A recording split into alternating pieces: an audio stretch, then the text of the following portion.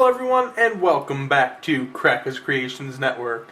My name is Jared, aka Cornfed Cracka93, and today we're doing an unboxing here of the Xbox Elite controller. So we're going to go ahead and get into this. I've already cut the tape around it, so we're going to go ahead and lift this off and take a look at it.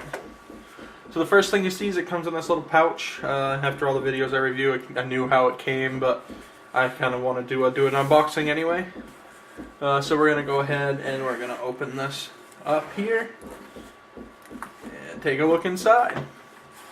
So first off, I noticed right at the bat, I did do one thing when I opened this before, was I took the this D-pad off and I put the regular 4-way D-pad on, just because I don't know what I would use the other D-pad for right now. Not saying it doesn't have a use, but I'm not sure what that use is yet. This is a controller. Right away you can tell that this controller is, you know, beefier than the other ones. Here's my other Xbox controller. It's definitely, the weight difference there is tremendous. You know, I don't know how to say this, but you know, the controller actually feels solid. I know that these are all magnetized in. You can take and pull these off. Xbox is making noise. And put the other ones on. So, I mean, right away you can take these longer ones out of here and just pop these off. They do come off fairly easy, but for what I can see, it's not anything that would be disruptive while you were playing. So there's the longer ones, although I don't know why you'd want the longer ones on there like that.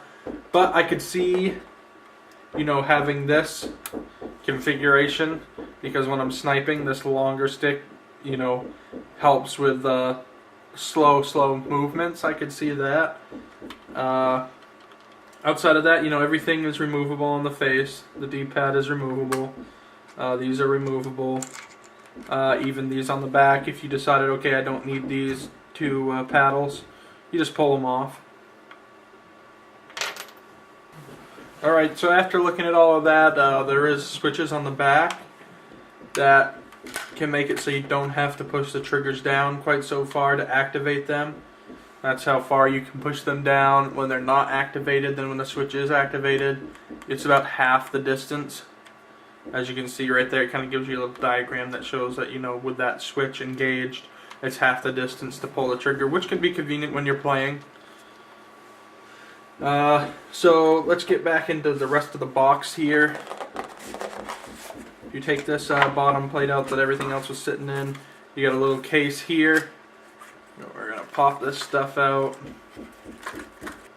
Alright, so once we're into the package, we got I don't know, it's kind of a cloth lined cable to plug in your controller.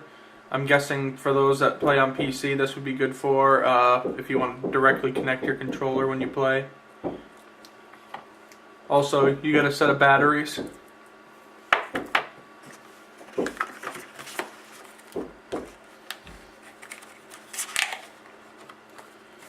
Got a bunch of books in the bottom, a setup guide for your controller. Let me see what this is. Customize your okay, so you got an Xbox controller app. You can download the app. Available on Xbox One and Windows 10. Xbox One accessory book. I believe this is just a different language one, but could be something else, I don't know. So yeah, that's pretty much it. I'll show you a Alright, so this is the button mapping portion of the video. This is what it looks like on the Xbox One when you're doing it, and it's just said there, interchangeable sticks, D-pad options to fit your play style if you wanted that big round one, multiple directions of the 4-way, and more efficient controls, hair trigger locks. Just runs through the whole tutorial on what the controller does, and basically how you can customize it however you like. And this shows you can switch buttons around and make whatever button you want it. So right now we're going to name the controller. So this gives you the option if you want to name it, if you want to have two separate controllers or whatever. So we're going to name this one right here. I am doing a voiceover, so I'm not remembering quite what I did in the video, but I think I just named it Cracka's controller or something like that, which it looks like I did. I should have done a live commentary on this, but this was actually the week that I was sick that I recorded this, so I didn't really feel like doing all of that, and this basically shows you how to configure it. This gives you a list of your accessories, but right now all I have is the Xbox Elite controller plus the regular standard controller. Alright, so to explain a little bit in depth on this, this is a configuration 1, and there is an option for a configuration 2 as you're looking at the switch right there. Very convenient if you wanted to play Call of Duty and have your controller set up one way to help you out with Call of Duty, and this gives you some generic options to play different games right there.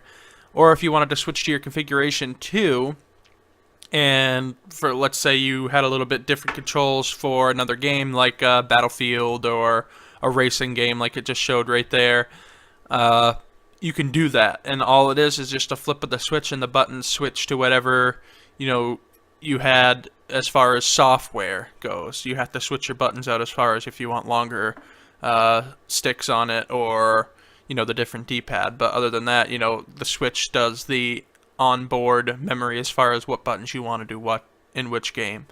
So right now this shows you what you can map different buttons to, like it shows right there. There's the A button. You can bring down the drop down and switch the A button. Let's say you wanted to make the A button something else. Well, you can switch that to that button. The smartest choice I feel for any of these first-person shooters like Call of Duty, even Battlefield, would be to map your A, X, Y, and B button to your paddles underneath. That way, it almost removes you from having to remove your hands from those joysticks at all, other than to use the D-pad things and stuff like that, which are seldom in those games. So definitely that's the idea behind it. You can set the sensitivity of your triggers, so if you want them at half trigger, you can set how much damage you're putting into the trigger at half trigger. And you can see how it works when you do that. I hadn't quite realized it at this point yet, so I went from playing Call of Duty, the hair triggers worked great, and then I switched over to Grand Theft Auto and I wasn't quite pushing the trigger down all the way. So quickly I realized that, okay, well, it was because the hair triggers was on and it wasn't noticing the change there to be able to push the trigger down all the way and make the gun fire.